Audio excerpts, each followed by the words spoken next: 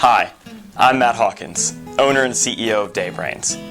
Thank you for joining me today and welcome to another Daybrains clip.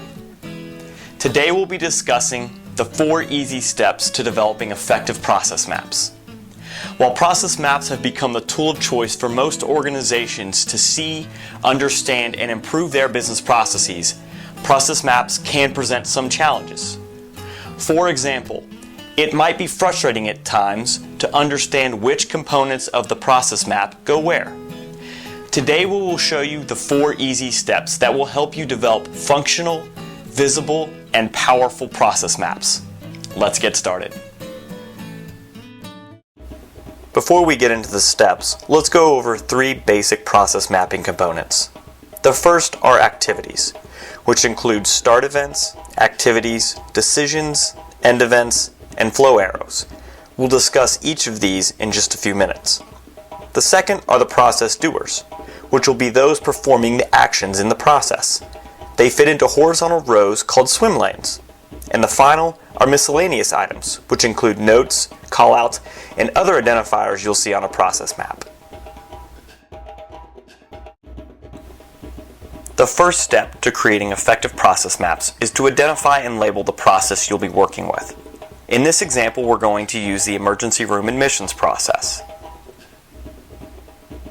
Remember, a process is a series of actions that result in some outcome. Those actions can be activities and/or decisions, and those actions are performed by an individual, a group, or a system. The second step is to identify and label the process start event. The start event will be what triggers the process to begin. These can be actions, inputs, ideas, wants, or needs. The start event is represented by a single line circle. Also part of step 2 is to identify and label the process end event. This will give us the boundary for where our process begins and ends. The end event is the outcome to the process. These also can be actions, outputs, wants, or needs. End events are represented by double-lined circles.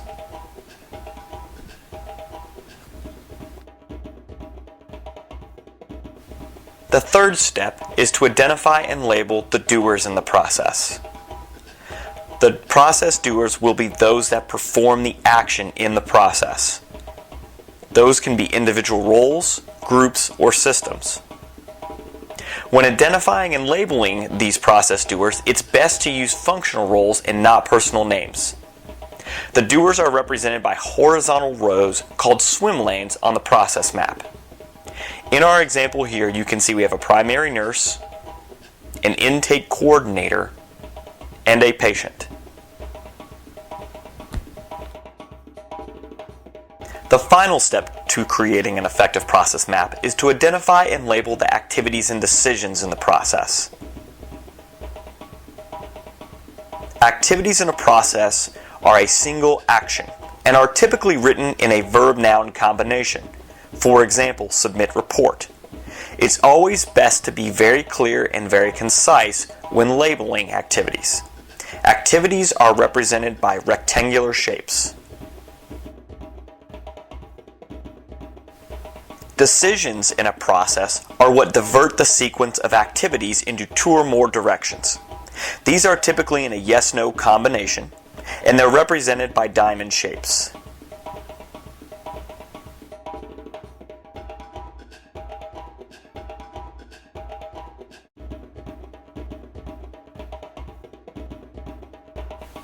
When creating an effective process map, always remember to draw arrows between activities and decisions to show the sequence of activities in your process.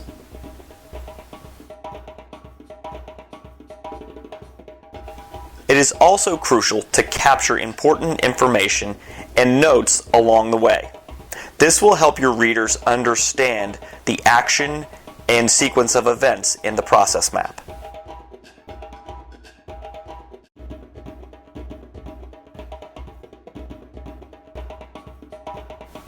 Once you've captured all the appropriate activities and decisions in your process map, move the end event shape to the appropriate swim lane where the action has ended, and then draw any remaining arrows and text.